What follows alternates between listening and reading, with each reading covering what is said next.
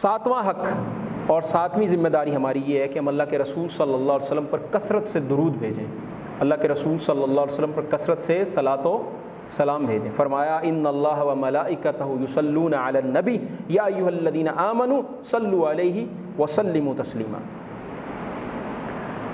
کہ بے شک اللہ تعالیٰ اور اللہ تعالیٰ کے فرشتے جو ہیں، اللہ تعالیٰ کے فرشتے دعائے رحمت کرتے ہیں اور اللہ تعالیٰ رحمت کرتے ہیں رسول اللہ صلی اللہ علیہ وسلم پر۔ تو اے ایمان والو، تم بھی اللہ کے رسول صلی اللہ علیہ وسلم کے لیے دعائے رحمت کرو اور سلامتی کی دعا کرو، یعنی صلاۃ و سلام اللہ کے رسول صلی اللہ علیہ وسلم پر پڑھو، درود پڑھو۔ کیسے؟ صحابہ نے پوچھا کہ بھی کیسے پڑھیں؟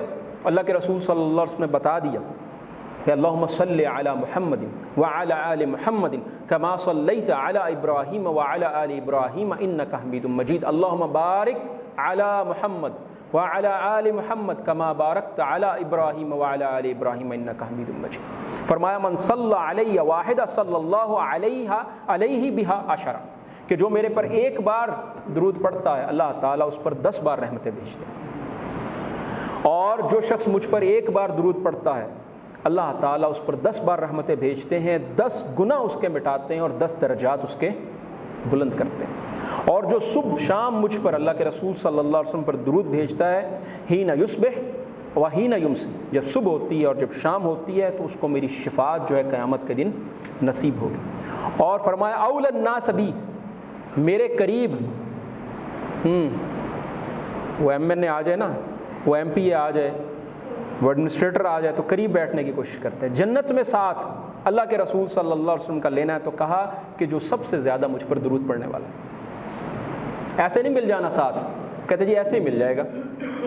تو اللہ کے رسول صلی اللہ علیہ وسلم نے بیان کر دیا کہ کس کو شفاعت ملے گی، درود پڑھنے والوں کو، اللہ کے رسول صلی اللہ علیہ وسلم کا نام لینے والوں کو، اللہ کے رسول صلی اللہ علیہ وسلم کے لیے دعائیں کرنے والوں کو۔ ابی بن کعب کہتے ہیں کہ انہوں نے کہا اللہ کے رسول صلی اللہ علیہ وسلم میں آپ پر بہت زیادہ درود پڑھتا ہوں، آپ کا کیا خیال ہے میں کتنا پڑھوں؟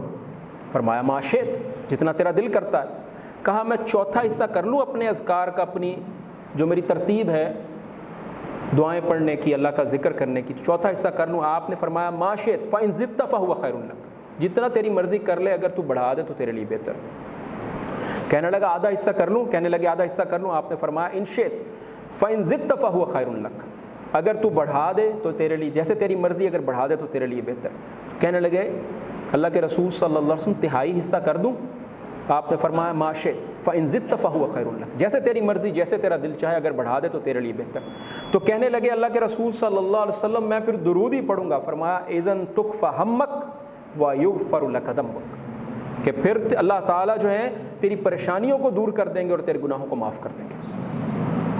اور یہ سنن ترمذی میں حدیث ہے۔